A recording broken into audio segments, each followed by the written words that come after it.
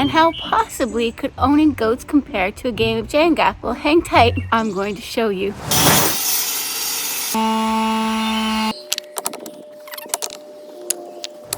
Every Jenga game starts with a solid foundation. The same is true for owning goats. For us, that meant a barn that could keep them dry in the spring, warm in the winter, and safe from predators through the night.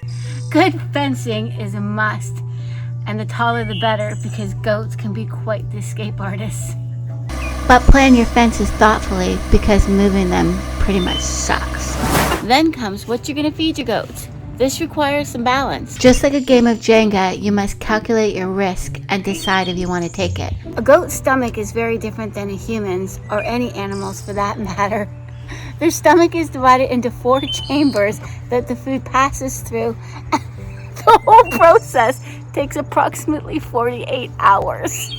The rumen part of their stomach has a very low acid level to break down foods, so feeding grain can be a little tricky and take some balance. As an example, a sourdough starter, since most people have made a sourdough starter in the last 18 months and are familiar with it. So we're going to pretend that this jar is the goat's stomach, the rumen part of the stomach, which is the first place the goat's food hits. And when you add grain, we're going to do grain in the form of flour, which you do.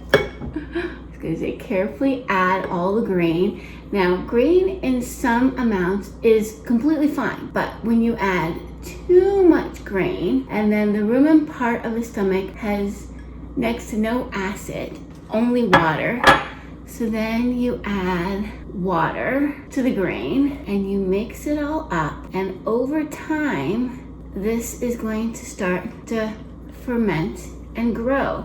As the grain and water mixture starts to ferment, it grows and grows. The foam it creates can block off the esophagus. This causes gases to be trapped in the stomach. Basically, this is the making for a perfect bomb. This is known as bloat and can cause a quick and painful death. God, this video just took a really dark turn, but hang tight, it's gonna get better. Now, grains are important during pregnancy and for milking goats, but they must be fed in small, measured amounts.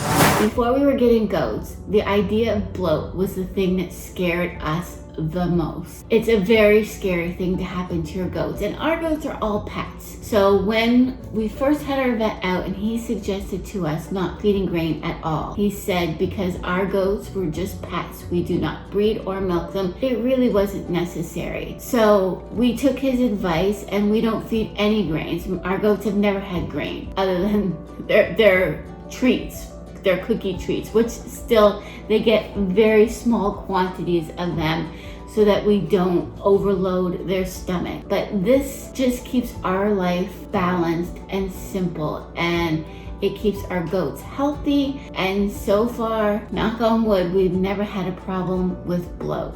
So what do we feed our goats? We feed our goats a good quality hay. Minerals are available to them at all times, as well as baking soda, and of course they get their treats. Then comes the fun part. Goats are so entertaining. They provide hours of entertainment, cuddles, mischief, and love. And you can pretty much always beat them at a game of Jenga. There really isn't anything better than being loved by a goat. Hey, Quincy. Yeah, do you love me? I love you.